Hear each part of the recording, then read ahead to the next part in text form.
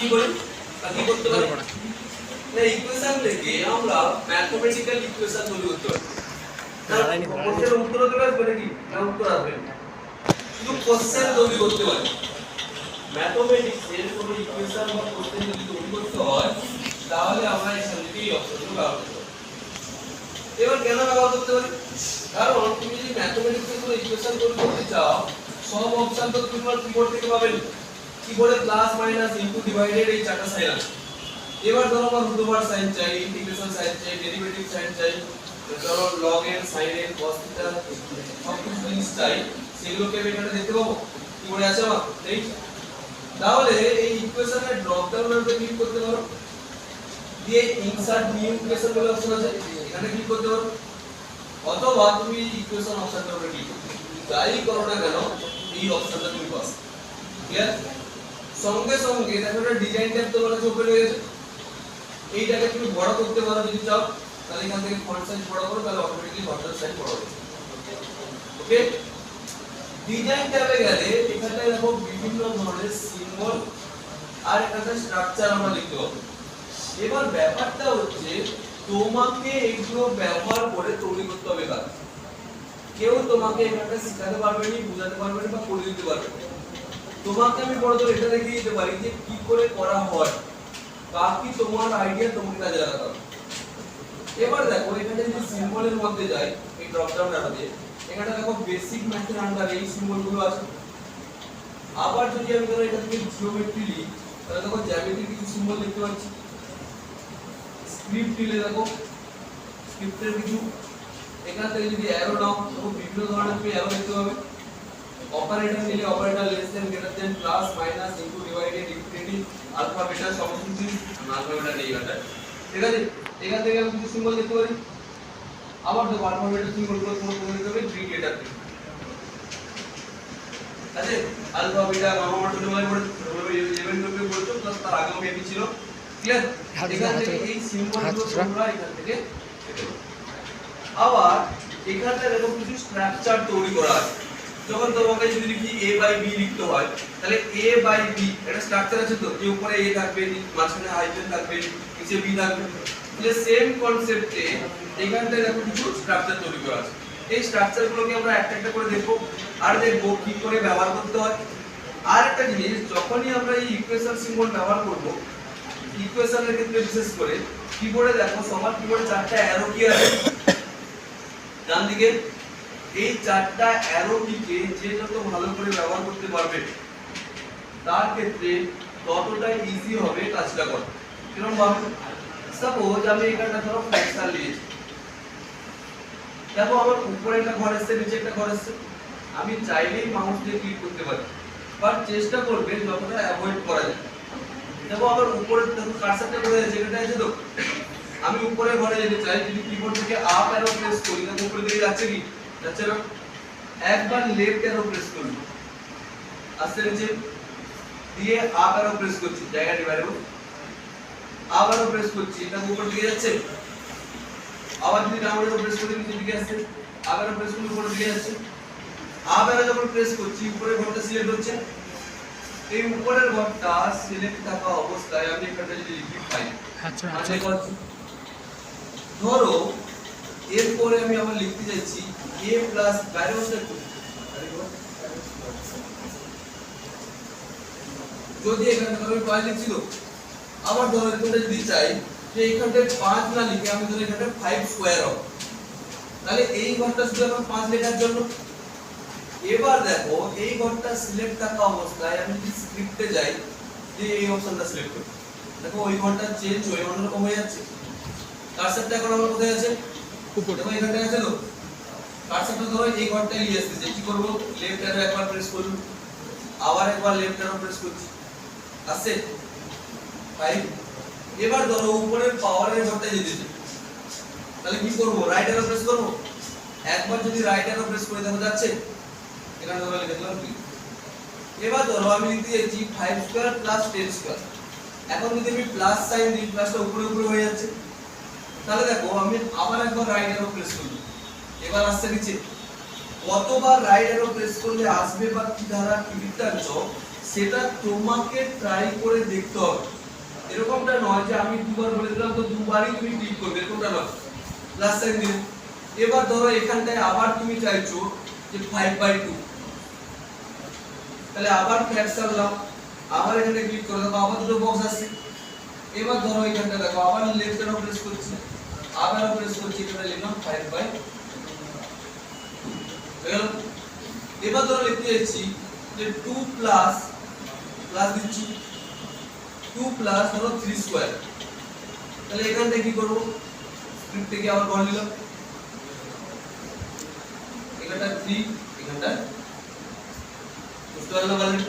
তাহলে এই চারটা অ্যারো তুমি যেরকম ভাবে তোমার কার্সর যেখানটা থাকছে সেখানটাই obviously লেখা হবে। এবার ধরো 3 স্কয়ার লেখার পর আমি প্লাস দিতে যাচ্ছি, আমি প্লাসটা এখানটা দিতে যাচ্ছি না, এই লাইনে সরাসরি দিতে যাচ্ছি, তাহলে আবার একবার রাইট অ্যারো প্রেস করলো, প্লাস দিচ্ছি, নিচেই হয়ে যাচ্ছে, আবার একবার রাইট অ্যারো প্রেস করছি। এবার দেখো তাহলে কবার প্রেস করতে হবে সেটা কেউ জানে না, তোমাকে দেখতে হবে করে করে যে কতবার যাচ্ছে আমার। ধরো এখানটায় আমি রুটের কিছু অঙ্ক চাইছি, রুট লিখতে পারছি, এখান থেকে এই রুটের যে ঘরটা ধরো লেফট অ্যারো প্রেস করলাম, এই ঘরটা সিলেক্ট হলো, এই পুরোটা সিলেক্ট থাকলে হবে না, আমি এই ঘরে লিখতে চাই তো শুধু এই ঘরটা সিলেক্ট থাকা যায়। তাহলে মাউসের লেফট অ্যারো প্রেস করলে ঘরটা সিলেক্ট হয়ে গেল, যেহেতু আমার কার্সারটা ডান দিকে ছিল তো লেফট অ্যারো প্রেস করতেই দেখো ঘরটা সিলেক্ট হচ্ছে। এবার এখানটা আমি কি করলাম, ধরো এখানটা আমি লিখতে যাচ্ছি a/b হোল স্কয়ার, কি চাইছি a/b হোল স্কয়ার চাইছি, তাহলে বাইরে কি থাকছে স্কয়ার থাকছে, এই ঘরটাকে কি করলাম স্প্লিট করলাম। এবার এই মাঝখানের ঘরটাকে সিলেক্ট করে আমি কি করে দিচ্ছি এখানটায় ফ্র্যাকশন। তার আগে আমরা হোল a/b যদি করতে চাই তাহলে একটা ব্র্যাকেট থাকা দরকার, তাহলে এই ঘরটাকে সিলেক্ট করে আমি এখান থেকে ব্র্যাকেটে গিয়ে ব্র্যাকেট নিলাম, দিয়ে মাঝখানের ঘরটাকে সিলেক্ট করছি, ফ্র্যাকশনে গিয়ে ফ্র্যাকশন করে দিলাম। এবার আমি এখানটা লিখতে পারি a/b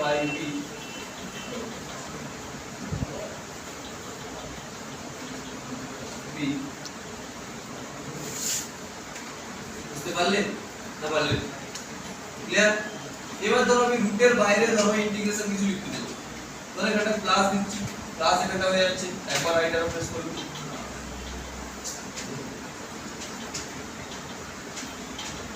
জিরোটা ভুলে পড়ে গেছে, একবার রাইট অ্যারো প্রেস করব, প্লাস দিচ্ছি, এখনো রুটের মধ্যে হয়ে যাচ্ছে, আমি ধরো রুটের বাইরে বেরোতে চাই, আবার রাইট সাইড, এবার রুটের বাইরে আসছে। এখান থেকে যদি আমি ধরো ইন্টিগ্রেশন চাই তাহলে ইন্টিগ্রেশন লিখতে পারি, এখানটা ধরো লিখলাম 0, এখানটা ধরো লিখলাম 1, এই ঘরটায় ধরো আমি তৈরি করছি, এখানটায় দেখো এটা ফাংশন বলে অপশন আছে, ফাংশনে গিয়ে ধরো লিখলাম sin ইনভার্স, এখানে ধরো থিটা সাইন চাই এই ঘরটা, তাহলে কি করব, এখান থেকে পেতে পারি থিটা সাইন, তাহলে থিটা সাইন হলো। এখানটা ধরো আমি প্লাস মাইনাস দিয়ে দিই, প্লাস মাইনাস সাইন আছে দিতে পারি, তাহলে আমি এরকম ভাবে এখানটা তৈরি করতে পারি। আবারও বলছি এইগুলো কেউ তোমাকে শেখাতে পারবে না, তোমাকে একটা একটা করে ট্রাই করতে হবে। এবার ধরো আমি নিচের ঘরে কিছু লিখতে চাই, তাহলে ডাউন অ্যারো প্রেস করছি, নিচের ঘরটায় আসছে। এবার ধরো এখানটায় এরকম লার্জ অপারেটর থেকে ঘরে দিচ্ছি, আসছে এখানটা, ঠিক আছে? এখানটায় ধরো আমি চাইছি যে n, আর এখানটা ধরো চাইছি n - 1, বুঝতে পারি? এখানটায় ধরো আমি চাইছি এখানটায় দেখো এখানটায় লিমিট লগ আছে, এখানটা চাইছি log n, এই ঘরটায় ধরো লিখছি আমি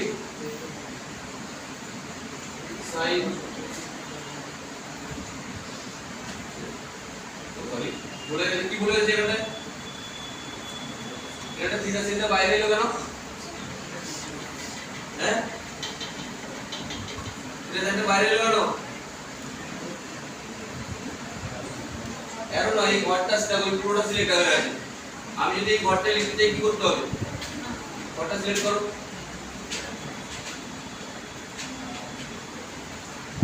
বুঝতে পারলে, ক্লিয়ার? কারো ডাউট আছে, কারো কিছু ডাউট আছে?